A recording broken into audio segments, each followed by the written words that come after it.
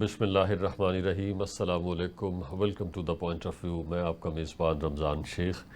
کہتے ہیں کہ جو بھی ملک ترقی کرتا ہے اس کے جو حالات ہوتے ہیں وہاں پیس ہوتا ہے، پراسپیرٹی ہوتی ہے، امن ہوتا ہے، اور سیکیورٹی سے ریلیٹڈ ایشوز جو ہے وہ اس طرح سے نہیں ہوتے جس طرح سے کہ ادھر ہمارے خطے کے اندر اور خاص طور پہ پاکستان کے اندر پائے جاتے ہیں۔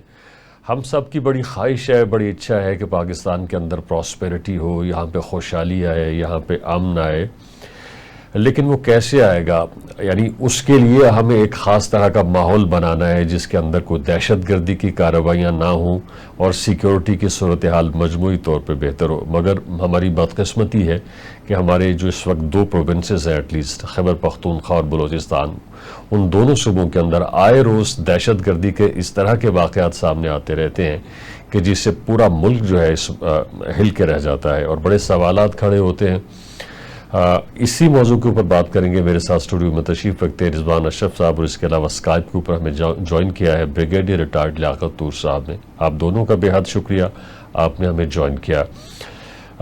بریگیڈیئر صاحب، جس طرح سے میں نے اپنے انٹرو کے اندر ذکر کیا کہ جو امن ہے، جو پیس ہے، یہ بہت ضروری ہے پراسپیرٹی کے لیے، مگر ہم دیکھتے ہیں کہ یعنی تسلسل کے ساتھ پاکستان کے اندر دہشت گردی کے اس طرح کے واقعات ہوتے ہیں کہ جس سے کہ لگتا ہے کہ جیسے ہی ہماری جو معاشی گاڑی ہے وہ پٹری کے اوپر چلنے لگتی ہے تو کوئی اس طرح کا واقعہ ہوتا ہے کہ پھر سے وہ ڈیریل ہو جاتی ہے۔ اور خاص طور پہ جو ایک دن پہلے بلوچستان کوئٹہ کے اندر واقعہ ہوا ہے ریلوے اسٹیشن کے اوپر، جس میں کہ 27 کے لگ بھگ لوگ جان سے گئے اور اس کے علاوہ 50-60 لوگ زخمی ہو گئے۔ کیا لگتا ہے، کیا محرکات ہو سکتے ہیں اس واقعے کے، اور کیا پیغام دینا چاہتے ہیں دہشت گردی کے اندر جو عناصر ملوث ہیں؟ بسم اللہ الرحمن الرحیم۔ شیخ صاحب، بات یہ ہے کہ ان سارے واقعات کا ایک پس منظر ہے، اور اس پس منظر میں ہمارے مہربان جو مشرقی طرف موجود ہیں ان کا کلبھوشن نیٹ ورک بھی ہے، اور وہ نیٹ ورک اگرچہ توڑ دیا گیا لیکن اس کے ساتھ کے اور کتنے نیٹ ورکس ہیں یہ کچھ نہیں کوئی کہہ سکتا، اور وہ شاید اکیلا نہیں تھا، اس کی باقیات ابھی موجود ہیں۔ دوسری بات کہ یہ جو تسلسل سے اس قسم کے واقعات ہوئے ہیں، ان میں ہم نے کسی بھی سٹیج پر آئین میں دی گئی جو سہولتیں ہیں ان کو استعمال نہیں کیا، ہنگامی حالت کا نفاذ نہیں کیا گیا۔ ہنگامی حالت لگا کر افواج پاکستان کو اور دیگر جو لا انفورسمنٹ ایجنسیز ہیں ان کو اسپیشل پاورز نہیں دی گئیں، جبکہ آپ اپنے ہمسائے میں دیکھیں، کشمیر میں، ناگالینڈ میں، میزو لینڈ میں، کرناٹکا میں، تامل ناڈو میں اسپیشل پاورز ہیں پولیس کے پاس، اور جو ان کی سیکیورٹی کے ان کی فوج ہے اگر وہ ان کاموں میں ملوث ہے امن قائم کرنے میں تو اس کے پاس اسپیشل پاورز ہیں۔ ہمارے ہاں آپس کے اختلافات اور رنجشیں اور رکابتیں اتنی زیادہ ہیں کہ کوئی حکومت ہمت نہیں پکڑتی ایمرجنسی لگانے کی، اور ہمارا ایک روٹین، ایک اسٹیریوٹائپ رسپانس ہے، آئندہ سے یہ قبول نہیں کریں گے، برداشت نہیں کریں گے، سختی سے پیش آ جائیں گے، اس معاملات کو پوری قوت سے کچل دیں گے۔ لیکن یہ بار بار اس قسم کی سٹیٹمنٹس دینے سے اب تو مذاق بن گیا ہے، کیونکہ یہ واقعات ہو جاتے ہیں۔ پھر آپ نے اپنی یہ ابھی تک قبول نہیں کی حقیقت کہ ہماری سیکیورٹی ایجنسیز کو زیادہ وسائل کی ضرورت ہے۔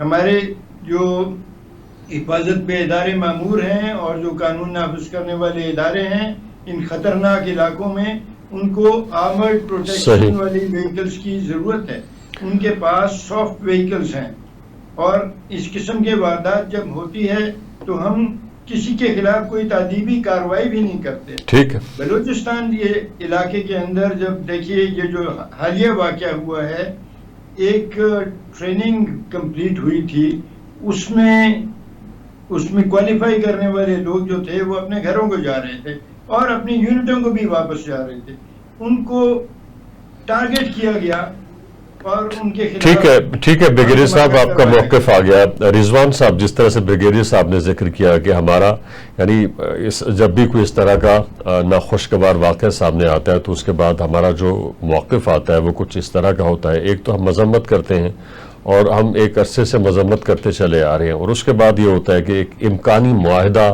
اور ایک عہد ٹائپ ہوتا ہے کہ جی ہم یہ کریں گے, ہم وہ کریں گے, ہم ایسی واقعات کو یا ایسی کارروائیوں کو برداشت نہیں کریں گے. تو is it enough, is it sufficient کہ اس سے گورنمنٹ کا حق ادا ہو جاتا ہے؟ بہت شکریہ شیخ صاحب آپ نے جو بات کی یہ بڑی اچھی بات ہے کہ ہمیں صرف دعوت تک نہیں محدود رہنا چاہیے, ہمیں صرف بڑھ کے نہیں مارنی چاہیے, ہمیں صرف باتیں نہیں کرنی چاہیے, بلکہ عملی طور پر ہمیں کچھ کرنے کی ضرورت ہے. اور یہ والا جو چیلنج ہے پاکستان کو درپیش جو دہشت گردی کا ہے, اس کی بہت ساری ڈائمینشن ہے. اب دیکھیں یہاں پر پاکستان کی جو فوج ہے, ریاستی ادارہ ہے, اس کو بھی ٹارگٹ کیا جاتا ہے. اور یہ جو کوئٹہ کے اندر واقعہ ہوا ہے یہ تو ایک پبلک پلیس کے اوپر, وہاں بھی انہوں نے خاص ادارے کے لوگوں کو ٹارگٹ کر کے وہاں پر نشانہ بنایا. تو یہ اس کی ڈائمینشن سمجھنا بڑا ضروری ہے. اور دوسری بات جو آپ کر رہے ہیں کہ حکومت جو ہے وہ اس کو سنجیدہ نہیں لیتی, حکومت اس کے اوپر بڑی غیر سنجیدگی کا اظہار کرتی ہے. اور آپ یہ دیکھیں جس دن یہ واقعہ ہوا ہے, جس دن یہ دھماکہ ہوا, پاکستان کے جو اس وقت وفاقی وزیر داخلہ ہیں محسن نقوی, ایک تو ان کے پاس بہت زیادہ ذمہ داریاں ہیں, کبھی کوئی ذمہ داری ہے کبھی کوئی ذمہ داری ہے, وہ ان کا پتہ نہیں لگتا کہ کون سی ذمہ داری جو ہے یا کون سا کام جو ہے فل ٹائم کر رہے ہیں, تو ان کا کچھ پتہ نہیں لگتا. اس دن جس دن یہ واقعہ ہوا ہے وہ شاید پاکستان کی جیتنے کی خوشی منا رہے تھے, یا آسٹریلیا کے خلاف جو پاکستان جیتا تھا اس کی خوشی منا رہے تھے.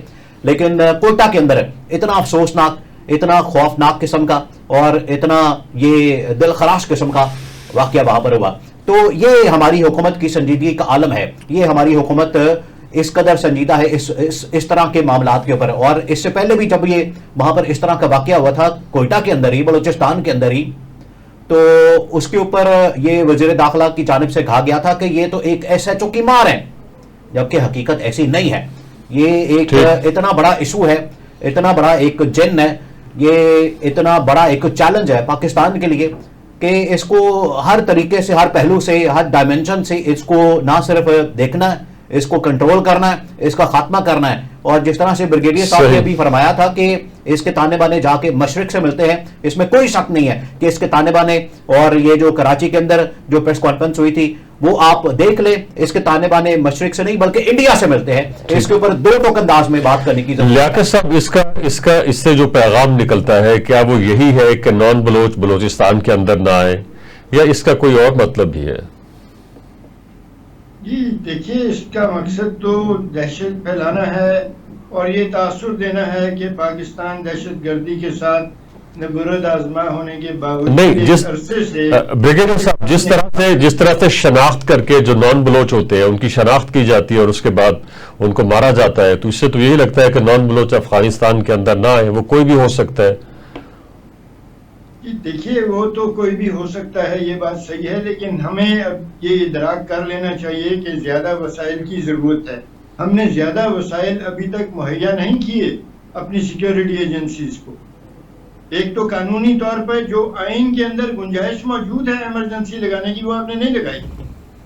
قیامت ٹوٹ جائے ہم نہیں لگاتے, اور ہم سیکیورٹی فورسز کو وہ قانونی کور نہیں دیتے جو دینا چاہیے. دوسری بات وسائل, ہم بلٹ پروف گاڑیاں آپ نے ابھی تک نہیں دیں اپنی سیکیورٹی فورسز کو, اور اگر دی ہیں تو بہت کم ہیں. آپ کے پاس الیکٹرانک سرویلنس ہیلی کاپٹرز کی تعداد وہ نہیں ہے جو ہونی چاہیے اتنے بڑے صوبے میں. بلوچستان پاکستان کا تقریباً 45% ہے. جو زمین ہے بلوچستان کی وہ پاکستان کی تقریباً آدھی زمین کے برابر ہے, 5% کم ہے.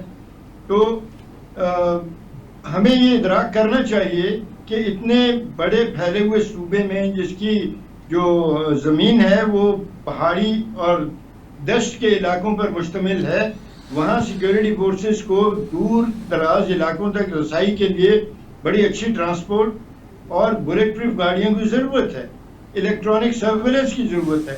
ماشاءاللہ پاکستان ابھی خود ڈرونز بنا رہا ہے, تو ڈرونز سے بہت سارے کام لیے جا سکتے ہیں, ریکانیسنس کے بھی یعنی دیکھ بھال کے بھی, اور دہشت گردوں کے ٹھکانوں کا پتہ لگانے کے بھی اور ان کا کلا کما کرنے کے بھی. صحیح. لیکن ہم یہ کب جاگیں گے اس صورتحال پہ؟ یہ بات اسمبلی میں یا ہمارے مقننہ میں، ہماری کابینہ میں کب ڈسکس ہوگی کہ ہم وسائل مہیا کریں؟ اور وہاں وسائل تو ہم نے مہیا نہیں کیے، اور ہر اس قسم کا واقعہ ہونے کے بعد ہم سٹیٹمنٹس دیتے ہیں. ہمیں تھنک ٹینک بنانا چاہیے وفاقی حکومت کے نیچے، اور اس کی صوبائی حکومت کے ساتھ اس کا رابطہ ہونا چاہیے. یہ تھنک ٹینک جو ہیں یہ اپنی تجاویز پیش کریں حکومت کو، اور حکومت ان تجاویز میں جو قابل عمل ہیں ان پر عمل کرے. وسائل کی ضرورت ہے وہ وسائل مہیا. ٹھیک ہے رضوان صاحب، اس سارے واقعے کا جو افسوس، جو سارے واقعے کا افسوسناک پہلو ہے وہ یہ ہے کہ ایسے لوگ مارے جا رہے ہیں جن کا ریاست یا ریاستی معاملات کے ساتھ کوئی تعلق نہیں ہے. یعنی وہ مزدور ہیں، وہ محنت کش ہیں، وہ کام کرنے والے ہیں، وہ اپنا شہر، اپنا گھر بار چھوڑ کے دوسرے بڑے شہر کے اندر گئے ہوئے ہیں اور وہاں سے اپنا وہ رزق کماتے ہیں، اور اس کے بدلے میں ان کو موت ملتی ہے. شیخ صاحب یہ آپ نے صحیح نقطہ پوائنٹ جو ہے وہ اٹھایا. اس کی وجہ یہ ہے کہ ابھی جس طرح سے آپ نے بات کی کہ وہاں پر شاید کوئی نان بلوچ کو اس کا مسئلہ ہے کہ وہاں پر نہیں ان کو آنے دینا، یہ مسئلہ نہیں ہے. جب آپ اس کو ایک براڈر پرسپیکٹو میں دیکھتے ہیں تو جب اس طرح کسی ملک کے اوپر حملہ کیا جاتا ہے، ریاست کے اوپر حملہ کیا جاتا ہے، اور اس کو ایک قسم کا عدم استحکام وہاں پر پیدا کرنے کی کوشش کی جاتی ہے، تو اس طرح کے حملے ہوتے ہیں. وہاں پر لسانیت کی بنیاد کے اوپر، وہاں پر قومیت کی بنیاد کے اوپر پھر اس طرح سے وارداتیں ڈالی جاتی ہیں. اور بلوچستان کے اندر جس طرح سے یہ واقعات ہوتے ہیں کہ وہاں پر پنجابیوں کو پکڑ کے مارا جاتا ہے، جبکہ حقیقت یہ ہے کہ پاکستان کے اندر تمام اس وقت صوبوں کے اندر، شہروں کے اندر، ہر جگہ کے اوپر جو رہنے والے بلوچی ہیں وہ بھی پاکستانی ہیں، پنجابی ہیں وہ بھی پاکستانی ہیں، سندھ کے لوگ ہیں وہ بھی پاکستانی ہیں، کے پی سے ہے وہ بھی پاکستانی ہے. تو یہ تمام پاکستانی ہیں. ان کا آپس میں لسانیت کی بنیاد کے اوپر یا قومیت کی بنیاد کے اوپر کوئی اتنا زیادہ مسئلہ نہیں، لیکن ان تھن لائنز کو یہ ایکسپلوئٹ کیا جاتا ہے کن کی جانب سے؟ دشمن طاقتوں کی جانب سے. بریگیڈیئر صاحب، آپ نے بلوچستان کے اندر بہت سارا وقت گزارا ہے، آپ اس کی جتنی بھی ڈائمنشنز ہیں اس کو سمجھتے ہیں، اس کی ڈیموگرافی کو سمجھتے ہیں. تو یہ جو بلوچ لیڈرز ہیں، بلوچ سربراہان ہیں اور وڈیرے ہیں، ان کا رویہ کس قدر اہم ہے، یا اسے ہم کس طرح سے لے سکتے ہیں؟ مثلا کوئی بھی بڑا واقعہ ہوتا ہے تو وہ اس کی مذمت نہیں کرتے ہیں، اور اس کے بدلے میں وہ یہی کہتے ہیں کہ جن لوگوں کو آپ نے پکڑا ہوا ہے، جن بلوچیوں کو آپ نے پکڑا ہوا ہے، جو مسنگ پرسنز ہیں، ان کو رہا کیا جائے. تو آپ کیا سمجھتے ہیں کہ ایک طرح سے ان کا یہ جو رویہ ہے جس میں وہ کھل کے مذمت نہیں کرتے ہیں، بلکہ جو دہشت گردی کے اندر لوگ ملوث تھے، جو عناصر ملوث تھے، ان کو جو پکڑا ہوا ہے ان کی بازیابی کے لیے وہ بات کرتے ہیں، تو ایک طرح سے پھر ایسے عناصر کو شہ ملتی ہے. یہاں بدقسمتی سے سیاست کا انداز جو ہے وہ سستی شہرت حاصل کرنے کے اوپر بنیاد ہے ان کی سیاست کی. وہ اس قسم کے جو بھی جرائم پیشہ لوگ ہیں، جب بھی وہ قانون کی گرفت میں آنے لگتے ہیں تو ان کی سپورٹ کے لیے بڑے بڑے عہدے والے سیاستدان پہنچ جاتے ہیں، بڑی بڑی حیثیت والے، اور وہ ان کو چھڑانے کی کوشش کرتے ہیں قانون کی گرفت سے. اور اسی لیے آپ دیکھیں کہ اتنے بڑے واقعات ہو جاتے ہیں، سزا کسی کو نہیں ملتی. ہمارے ملک کے اندر افواج پاکستان پر حملہ ہو گیا، 9 مئی کا واقعہ ہو گیا، کور کمانڈر کا ہاؤس جل گیا اور لوٹ لیا گیا، سی ایس ڈیز کو پلازے جلا دیے گئے، جو سرکار جو آرمی کی عمارتیں تھیں ان کو آگ لگا دی گئی، اور آج تک کسی کو سزا نہیں ہو سکی. اور ہماری سیاست کا انداز یہ ہے کہ کوئی بھی مجرم پکڑا جائے، ہمارے سیاستدان سب سے پہلے اس کو چھڑوانے پہنچتے ہیں، اور چھڑوا کر یہ تاثر دیتے ہیں کہ میں اور میرے حمایت یافتہ لوگ قانون سے بالا تر ہیں. سیکیورٹی ایشوز کے حوالے سے بات ہو رہی ہے. ہمارے ساتھ موجود ہیں بریگیڈیئر ریٹائرڈ لیاقت طور صاحب اور رضوان اشرف صاحب. بریگیڈیئر صاحب، چین نے تو واضح طور پہ پاکستان کو یہ پیغام دے دیا ہے کہ دہشت گردی اور سی پیک جو ہے اکٹھے نہیں چل سکتے. اس کی ایک باقاعدہ یعنی ایک وجہ ہے، آپ نے دیکھا ہے بڑے تواتر کے ساتھ چائنیز کو یہاں پہ ٹارگٹ کیا گیا، ان کو نشانہ بنایا گیا، ان کی جان لی گئی، حالانکہ وہ پاکستان کی پراسپیرٹی کے اندر اپنا حصہ ڈال رہے تھے. آف کورس ہمارے پاس نہ تو اتنی مین پاور ہے، نہ سکلڈ لیبر ہے، اور نہ ہمارے پاس اتنے وسائل ہیں کہ ہم اس طرح سے یا اس لیول کے پروجیکٹس جو ہیں وہ کھڑے کر سکیں. تو ایک ایسا ملک جس کے لوگ یہاں پہ آکے ہماری ایک طرح سے مدد کرنے آئے ہیں اور ہم ان کی ہی جان کے دشمن بن گئے ہیں، اور پھر اب یعنی ان کی طرف سے یہ واضح پیغام، اور اب اس طرح کے واقعات کہ جی روز اس طرح کا واقعہ جس پر لوگوں کی جان جا رہی ہے، آپ کس طرح سے دیکھتے ہیں ان کی طرف سے خاص طور پہ اس وارننگ کو کہ جی سی پیک اور دہشت گردی جو ہے اکٹھے نہیں چل سکتے، آپ ہمارے جتنے بھی لوگ ہیں ان کی حفاظت کیجئے اور اس کے بعد کچھ مزید آگے بات چیت ہوگی؟ جی یہ بات بالکل درست ہے. میرے خیال میں تو اس کو اس طرح کہنا چاہیے کہ ترقی کا عمل اور دہشت گردی جو ہے یہ ایک ساتھ نہیں چل سکتے. امن و استحکام ضروری ہے ترقی کے لیے، اور امن و استحکام کے لیے سیاسی استحکام ضروری ہے، اور اس کے بعد دہشت گردی سے نبرد آزما ہونے کے لیے دہشت گردی کے پورے اسپیکٹرم کا جائزہ لینا ہوگا، اور اس کے مطابق اب کو سیکیورٹی فورسز کو وسائل مہیا کرنے ہوں گے. یہ ٹھیک ہے کہ ہم بڑے آرام سے الزام لگا دیتے ہیں ہمسائے ممالک پر، لیکن اس کی کچھ وجوہات بھی ہیں. وہ جو الزام لگتے ہیں اس کے پیچھے اجیت ڈوبھال صاحب کی اسٹیٹمنٹس بھی ہیں، اس کے پیچھے مودی کی اسٹیٹمنٹس بھی ہیں کہ ہم پاکستان کو پنجر کر دیں گے، ہم پاکستان کو مصیبت میں ڈالیں گے اور پاکستان کو بزی رکھیں گے ان کے اندرونی مسائل میں. یہ تو مودی صاحب بھی کہہ چکے ہیں. پھر وہ ڈھاکہ میں جا کر آپ پر جارحیت کا بھی ڈنگے مار چکے ہیں کہ ہم نے بڑا کمال کیا، فوج داخل کی. اور اس پس منظر کے باوجود ہم کہتے ہیں کہ ہم نے کوئی ایسا کام نہیں کرنا، ہم نے کشمیر کی آزادی کے لیے صرف سیاسی سفارتی اور اخلاقی تک بات کرنی ہے، اس سے آگے نہیں جانا. جبکہ وہ علیہ اعلان کہہ رہے ہیں کہ ہم نے فوج داخل کی، ہم نے مفتی بانی کو ٹرین کیا. آپ کو یاد ہوگا کہ 1969 میں ہم نے اگرتلہ کیس کو وڈرا کر لیا تھا، کیس ہی ختم کر دیا تھا تمام ایویڈنس ہونے کے باوجود.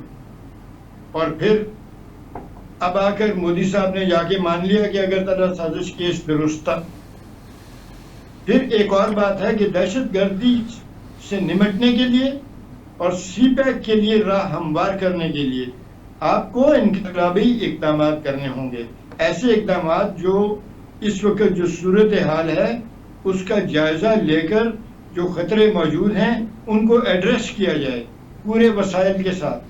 ہم وسائل نہیں دے رہے. آج تک بلوچستان کے اندر 95% تو بی ایریا ہے، پولیس کو دسترس ہی نہیں ہے دور دراز علاقوں کے اندر، اور پولیس اور انتظامی مشینری کے پاس وسائل نہیں ہیں دور دراز علاقوں میں جانے کے لیے. کسی کمشنر کے پاس کوئی فکس ونگ ایئر کرافٹ نہیں ہے، جو ہے وہ صرف گورنر یا چیف منسٹر کے استعمال کے لیے.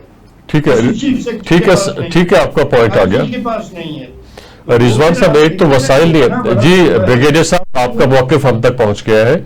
رضوان صاحب ایک تو وسائل کا ذکر کر رہے ہیں بریگیڈیئر صاحب کو، اس طرح سے وہاں پہ جتنے بھی یعنی لوگ بیٹھے ہوئے ہیں سیکیورٹی سے متعلق ان کے پاس وسائل نہیں ہیں.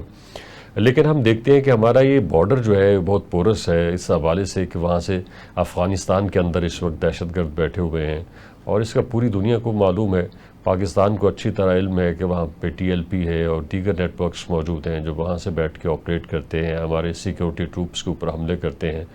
اور تواتر کے ساتھ نہ صرف بلوچستان بلکہ خیبر پختونخوا کے کچھ اضلاع ہیں سرٹن جہاں پہ اس طرح کی کارروائیاں ہو رہی ہیں.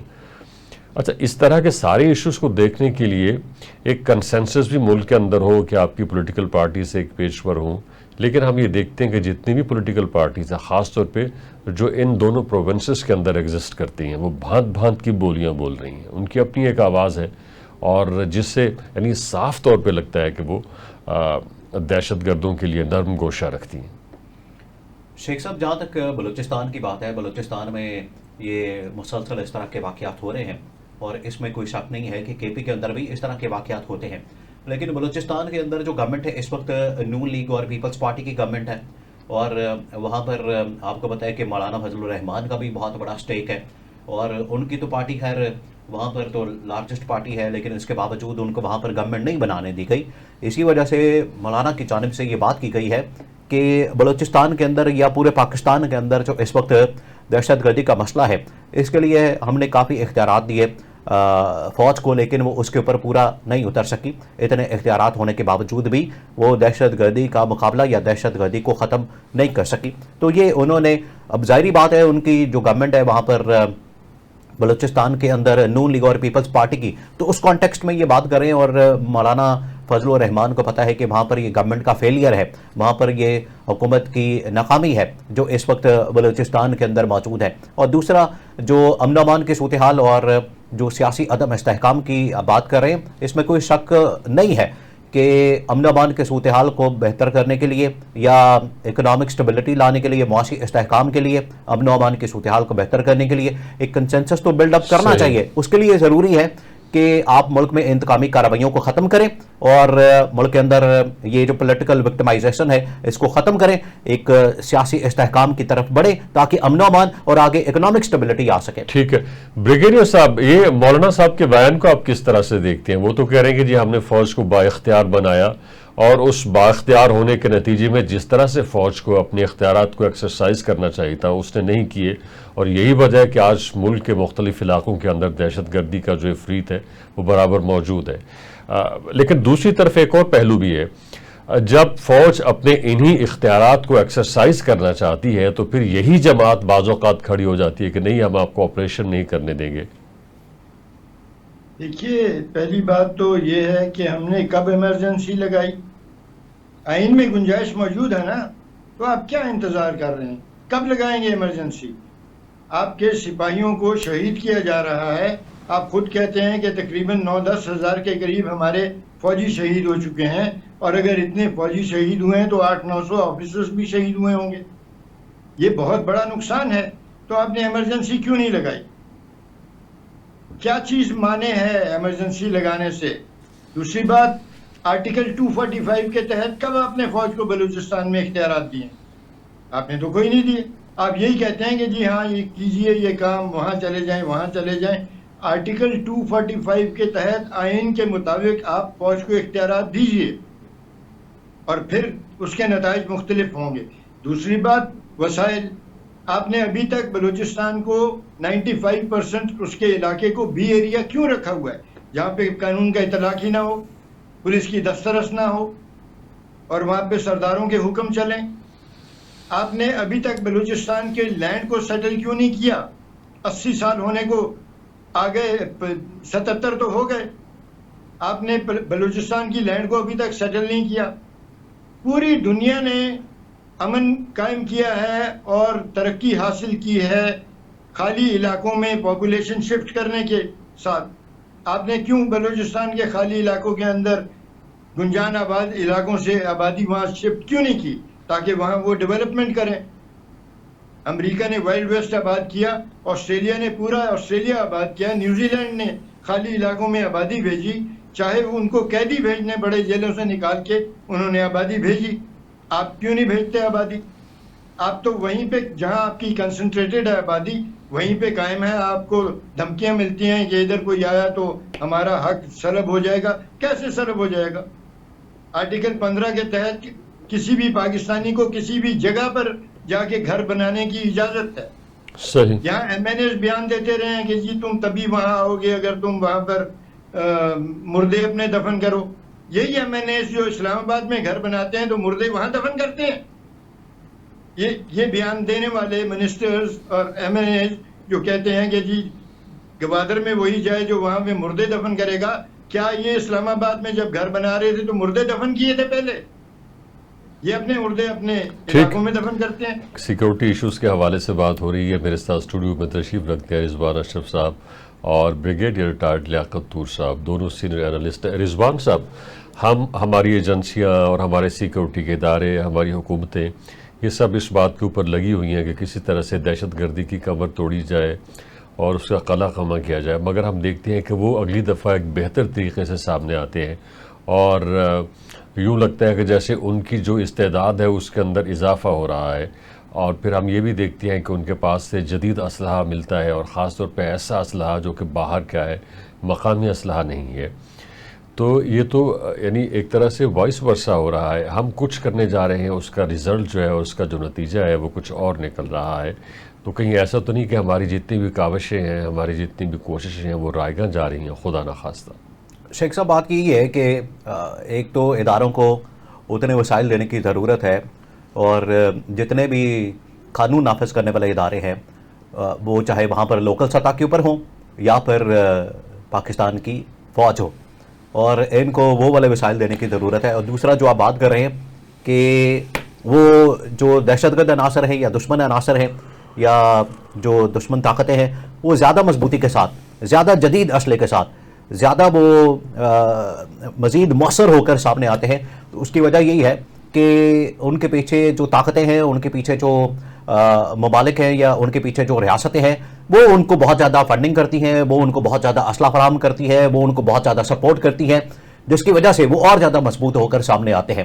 تو اس کا حل تو یہی ہے کہ یہاں پر پاکستان میں ہمیں تمام سٹیک ہولڈرز کو مل بیٹھ کر اس کا ایک ایسا سلوشن نکالنے کی ضرورت ہے جس میں ہم تمام اپنے اداروں کو مضبوط کریں، ان کو جتنے وسائل کی ضرورت ہے، ریسورسز کی ضرورت ہے، وہ کسی بھی لحاظ سے ہو وہ ان کو فراہم کریں، اور ساتھ میں ہم پولیٹیکل سٹیبلٹی کو میک شور کریں۔ یہی اس کا واحد حل ہے۔ اچھا بریگیڈیئر صاحب، ہم تو فنڈنگ بھی نہیں روک پا رہے، چاہے وہ ناجائز ہے چاہے وہ یعنی جائز ہے۔ جائز کی صورت یہ ہو سکتی ہے کہ ہمارے ہاں جو ہے وہ عطیات اور خیرات وغیرہ دی جاتی ہے، اور ناجائز یہ کہ آپ کو پتہ ہے اسمگلنگ ہے، اور اس کے علاوہ منشیات ہے اور پھر تاوان وغیرہ ہے۔ تو ہم دونوں طرح سے جو فنڈنگ یعنی ان گروپس کو جاتی ہے، ہم اس کا بھی قلقمہ نہیں کر پائے ہیں۔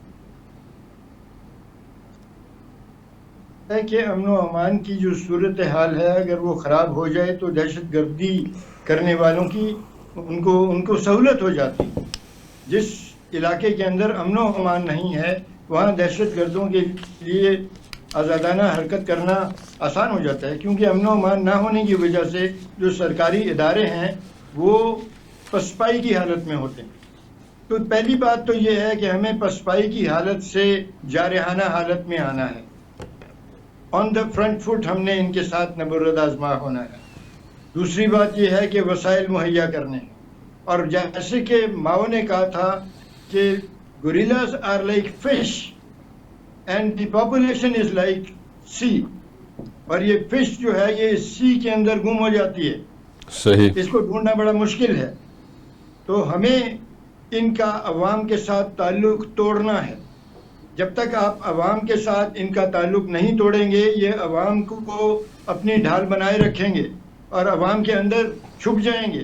اور آپ کے جو ابھی دیکھیے آپ سے جو بڑے بڑے واقعات ہو جاتے ہیں، ان کے جو دہشت گرد ہیں ان کو آپ سزا نہیں دے سکتے۔ آپ کے نظام انصاف میں کمزوریاں ہیں۔ میں یہ ساری باتیں تجربے کی بنیاد پہ کر رہا ہوں۔ لب پر ہے تلخی ایام ورنہ فیض، ہم تلخی کلام پہ مائل ذرا نہ تھے۔ حقیقت یہی ہے کہ ہماری سچویشن ایسی ہے، صاف نظر آتا ہے کہ ہم وہ کچھ نہیں کر رہے جو ہمیں کرنا چاہیے۔ ٹھیک، ہم آئین کے اندر دی گئی سہولتوں کو استعمال نہیں کر رہے اس سچویشن کے لیے، اور ہم یہ سمجھتے ہیں کہ کوئی ہم چھو منتر کریں گے اور کوئی جادو ہو جائے گا اور دہشت گردی پہ قابو پا لیں گے۔ آپ نے ڈی ویپنائزیشن نہیں کی۔ آپ کے سامنے، آپ کے تھانے داروں کے سامنے لوگ ملٹری ویپنز لے کر گھومتے پھرتے ہیں، 14.5 machine guns, 60 mm martyrs, 84 mm martyrs, missiles, اور یہی اسلحہ ہمیں کچے کے علاقے میں بھی نظر آتا ہے۔ آپ نے کبھی کوئی مہم نہیں چلائی ان ہتھیاروں کو چھیننے کے لیے، ان سے لینے کے لیے، اور جن کے پاس یہ ہتھیار ہیں ان کو قانون کے کٹہرے میں کھڑا کرنے کے لیے آپ نے کبھی کوئی مہم نہیں چلائی۔ آپ تو یہ بات مان جاتے ہیں، آپ کے چیف منسٹر کہتے پھر رہے ہیں کہ یہ تو ہمارا کلچر ہے، ہمارے یہاں ہر ایک کے پاس کلاشنکوف ہے۔ ٹھیک ہے، پھر قانون کدھر گیا پاکستان کا؟ ٹھیک ہے بریگیڈیئر صاحب، آپ کا موقف آ گیا۔ رضوان صاحب، رانا ثناء اللہ کے بیان کو آپ کس طرح سے دیکھتے ہیں، جس میں انہوں نے یہ کہا کہ جی بانی پی ٹی آئی جو ہے وہ مذاکرات کرنا چاہتے ہیں آرمی چیف کے ساتھ؟ انہوں نے کہا کہ وہ ایسا بندہ ہی نہیں ہے جس کے ساتھ یہ لوگ مذاکرات کرنا چاہتے ہیں۔ اگر یہ کوئی مذاکرات کرنا چاہتے ہیں، کوئی بات کرنا چاہتے ہیں تو ہمارے ساتھ کریں۔ شیخ صاحب، یہ پھر مذاکرات کی بات ہو رہی ہے، ڈائلاگ کی بات ہو رہی ہے، بات چیت کی بات ہو رہی ہے۔ اس کی وجہ یہ ہے کہ سوابی کے اندر بھی ایک تو جلسہ ہوا ہے۔ دیکھیں، ایک تو انٹرنل پریشر اس وقت بلڈ اپ ہو رہا ہے، اندرونی طور پر پریشر آ رہا ہے استحکام کے لیے، پولیٹیکل استحکام کے لیے، سیاسی استحکام کے لیے پبلک پریشر بھی آ رہا ہے، اور دوسرا یہ کہ اب انٹرنیشنل پریشر بھی آ رہا ہے یہ جس طریقے سے ملاقاتیں ہوئی ہیں پچھلے دنوں میں محمد بن سلمان کے ساتھ بھی بڑی اہم ترین ملاقاتیں ہوئیں، شہباز شریف کی ملاقاتیں ہوئیں، جنرل عاصم کی ملاقاتیں ہوئیں، پھر اس کے بعد ڈونلڈ ٹرمپ کا منتخب ہونا بطور امریکی صدر، اور اس کو بھی پاکستان کی اس اندرونی سیاست کے ساتھ یا عمران خان کے ساتھ یا پی ٹی آئی کے ساتھ یا پاکستان میں ہونے والی انتقامی کارروائیوں کے ساتھ لنک کیا جا رہا ہے کہ ڈونلڈ ٹرمپ آ کے یہ انتخابی کارروائیوں کا خاتمہ کریں گے یا عمران خان کی رہائی کا وہ کوئی نہ کوئی حکم دے سکتے ہیں، اعلان کر سکتے ہیں یا میسج کر سکتے ہیں یا کال کر سکتے ہیں یا کچھ بھی کر سکتے ہیں۔ تو بات یہ ہے کہ دوبارہ سے یہ مذاکرات کی ڈائیلاگ کی اس وجہ سے بات ہو رہی ہے کہ ہمیں انٹرنلی اندر اپنے سارے معاملات کو خود ہینڈل کرنے کی ضرورت ہے، وہ چاہے اسٹیبلشمنٹ کے ساتھ مل کر کریں، تمام سٹیک ہولڈرز، گورنمنٹ اور پی ٹی آئی سب مل کر بیٹھے تاکہ اس کا کوئی نہ کوئی سلوشن نکالا جا سکے۔ ٹھیک ہے، بریگیڈیئر صاحب رانا ثناء اللہ نے ایک اور بیان دیا، اس نے کہا کہ جی 190 ملین پاؤنڈ کا جو کیس ہے اس کے اندر یعنی انف یا سفیشنٹ ایویڈنس موجود ہے جو کہ جس کی بنیاد کے اوپر بانی پی ٹی آئی کو جو ہے ان کے اوپر انہیں کو پنش کیا جا سکتا ہے یا انہیں کو سزا سنائی جا سکتی ہے۔ جی اگر ایویڈنس موجود ہے تو اس کے اوپر کارروائی ہونی چاہیے۔ کسی نے جرم کیا ہے اور اتنا کلیئر ایویڈنس موجود ہے تو ابھی تک سزا کیوں اچھا، نہیں اس ہوئی؟ حوالے سے جو بانی پی ٹی آئی کو سوالنامہ مہیا کیا گیا اس کے 79 یعنی 79 سوال ہیں اور سارے بڑے دلچسپ ہیں، اور لیکن وہ برابر وقت مانگ رہے ہیں کہ جی ہمارے پاس وقت کم ہے اتنے سارے سوالات کے جوابات دینے کے لیے۔ دیکھیے اصل بات تو یہی ہے کہ قانون پہ عمل ہونا چاہیے۔ جس نے قانون کی خلاف ورزی کیا اس کے خلاف قانون کو جو قانون کے مطابق کارروائی ہے وہ ہونی چاہیے۔ اب سیاسی مصلحتوں پر اتنے بڑے بڑے جرائم کے اوپر آپ لوگوں کو چھوڑنے پہ تیار ہیں تو آپ کبھی بھی ملک کے اندر امن و امان قائم نہیں رکھ سکیں گے۔ امن و امان قائم رکھنے کے لیے ضروری ہے کہ قانون پر عمل ہو، رضوان صاحب قانون کی جو رٹ ہے وہ قائم ہو۔ ٹھیک ہے رضوان صاحب، ڈونلڈ ٹرمپ کس طرح سے پاکستان کی جو پالیٹکس ہے یا ہمارے جو اسٹیبلشمنٹ ہے اس کے اوپر دباؤ ڈالیں گے کہ جی بانی پی ٹی آئی کے ساتھ نرمی کا معاملہ اختیار کیا جائے، وہ کیسی یعنی کس طرح سے یہ ہوگا، کیا شکل ہوگی اس کی؟ شیخ صاحب یہ جو ابھی آپ نے بات کی ہے کہ رانا ثناء اللہ نے پہلے ہی اس بارے میں پریڈکشن کر دی ہے کہ اس کیس کا نتیجہ کیا نکل سکتا ہے، تو اسی سے آپ اندازہ کر سکتے ہیں کہ اس کیس کی اہمیت کیا ہے کہ پہلے سے اس کے بارے میں پریڈکشن کی جا رہی ہے کہ یہ فیصلہ آ سکتا ہے، اور وہ تو کوئی بھی سوالات کو پڑھ لے تو اسے اندازہ ہو جائے گا کہ اس کے اندر there is something in it۔ اور دوسری بات یہ جو آپ نے ڈونلڈ ٹرمپ کی بات کی ہے، دیکھیں یہ جو پاکستان کے امریکہ کے ساتھ تعلقات ہیں یہ ایک پوری ہسٹری ہے، پوری ایک بیک گراؤنڈ ہے، یہ 47 سے لے کے آج تک، اور اس میں بہت سارے ایسے واقعات کوٹ کیے جا سکتے ہیں جس میں امریکہ کی جو ڈائریکٹ ایک انٹرونشن کہہ لیں یا مداخلت کہہ لیں یا جو بھی کہہ لیں یہ ہوتی رہی ہے، اور یہاں کے پالیسی لیول کے جو معاملات ہیں وہ آخرکار مینج ہوتے ہیں امریکہ کی جانب سے، اور یہ آپ اس کی مثال 2005-6 کے اندر لے سکتے ہیں کہ جب یہاں پر جنرل مشرف کے ساتھ بے نظیر بھٹو کی جب ایک ڈیل چل رہی تھی، ان کے درمیان معاملات طے ہو رہے تھے، تو اس میں امریکہ کا کردار تھا، اس میں کسی اور کا کردار نہیں تھا، امریکہ کا کردار تھا۔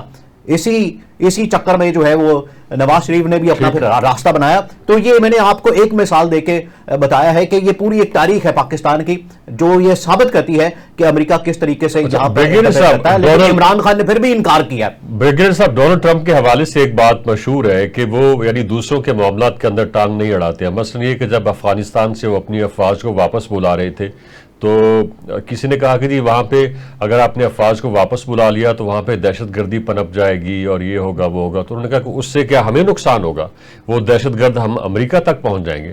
تو پھر کس نے کہا کہ نہیں پہنچ پائیں گے، تو اس نے کہا ہماری بلا جانے وہاں پہ جتنے بڑی یعنی دہشت گرد وہاں پہ پنپیں۔ تو ٹرمپ کو کیا پڑی ہے کہ وہ بانی پی ٹی آئی کو رہا کروائیں یا ان کے لیے کوئی آواز اٹھائیں یا کوئی اپنا اثر و رسوخ استعمال کریں؟ جی دیکھیے ٹرمپ ایک امریکن سیاستدان ہے اور امریکہ کے اب وہ پریزیڈنٹ الیکٹ ہو گئے ہیں اور وہ امریکی مفادات کو سامنے رکھیں گے، وہ کسی انڈیویجول کے لیے سفارتی حدوں سے آگے نہیں جائیں۔ پاکستان نے اگر اپنے قانون کے اوپر عمل کرنا ہے تو میرا نہیں خیال کہ ٹرمپ اس کے اندر کوئی مداخلت کریں گے۔ بالکل صحیح۔ وہ تو پاکستان کے ساتھ تعلق اس بنیاد پہ رکھیں گے کہ پاکستان کے رویے سے امریکی مفادات کو فائدہ ملے، امریکی مفادات جو ہیں وہ قائم رہیں اور ان کو سرو کیا جا سکے. پاکستان کی خواہش یہ ہوگی کہ امریکہ کے ساتھ تعلقات جو ہیں وہ پاکستان کے مفادات کو گزند نہ پہنچائیں. یہ سیاست کا انداز ہوتا ہے بین الاقوامی سطح کے اوپر. ٹھیک ہے بریگیڈیئر صاحب، ہمارے پروگرام کا وقت ختم ہوا چاہتا ہے. آپ دونوں کا بے حد شکریہ، آپ نے ہمیں جوائن کیا. یہ تھا ہمارا پوائنٹ آف ویو. اپنے پوائنٹ آف ویو سے آگاہ کرنے کے لیے وزٹ کیجیے ہماری ویب سائٹ tvtoday.com. دیکھنے کا بے حد شکریہ.